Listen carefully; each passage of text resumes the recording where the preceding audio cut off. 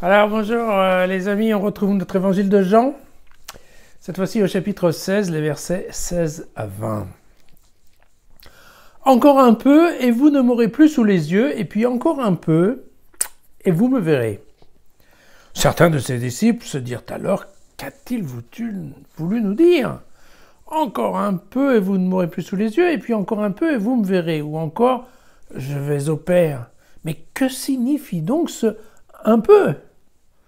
Disait-il. Nous ne comprenons pas ce qu'il veut dire. Sachant qu'il désirait l'interroger, Jésus leur dit, mais vous cherchez entre vous le sens de ma parole. Encore un peu, et vous ne m'aurez plus sous les yeux. Et puis, encore un peu, et vous me verrez. Alors en vérité, je vous le dis, vous allez gémir et vous lamenter, tandis que le monde, lui, se réjouira. Vous serez affligés, mais votre affliction tournera en joie. Voilà.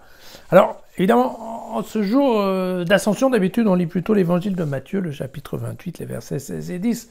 C'est un chapitre qui est connu, dans lequel de toutes les nations faites des disciples. Et puis bien sûr, cette phrase qui est, vous savez, et moi je suis avec vous tous les jours jusqu'à la fin des temps. Voilà. Alors, je pense qu'aujourd'hui, non, je préfère l'alternative de Jean, parce que comme ça nous permet de rester globalement dans l'évangile de Jean, dans cette période qui est toujours la période pascale, en fait. Voilà. Écoutez, le passage précédent, qui est le passage, donc le chapitre 15, c'était verset 12-15, ça nous parlait du Paraclet. Jésus nous parlait du Paraclet qui vous guidera et vous communiquera les choses à venir. Vous vous rappelez l'idée que par le départ de Jésus viendra l'Esprit qu'il appelle Paraclet, et qui sera en fait assez bénéfique à notre compréhension. Voilà.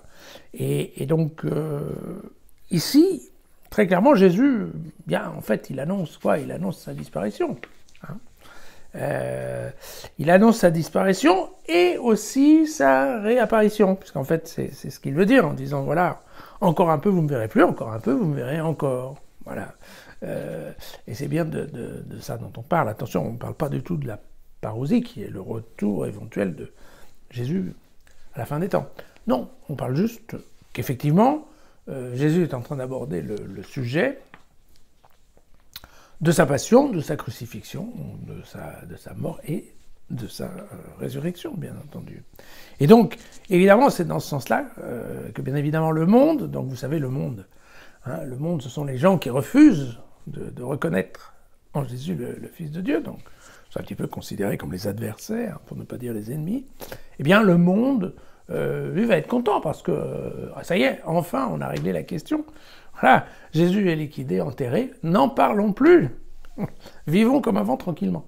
Et, bien entendu, à cette joie du monde, eh bien, correspond l'affliction, la tristesse des disciples. Mais Jésus leur dit, mais attention, parce que vous serez affligés, vous serez tristes, mais votre affliction se tournera en joie lorsque vous aurez vu qu'effectivement, je suis ressuscité. Mais bien entendu, vous comprenez que, en tout cas dans la façon dont nous raconte cela Jean, encore une fois, mettons des guillemets, on n'est pas tout à fait sûr, qu'effectivement Jésus ait annoncé sa résurrection, eh bien, on voit bien que, effectivement, c'est difficilement compréhensible.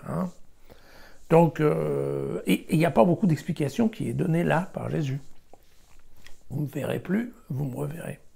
Ça donne quand même pas beaucoup de détails, et donc, eh bien, on comprend bien qu'en fait, les disciples avaient beaucoup de mal à comprendre cette approche-là. Et nous aussi, en fait. Donc, mais attendons demain, on y verra plus clair. À demain.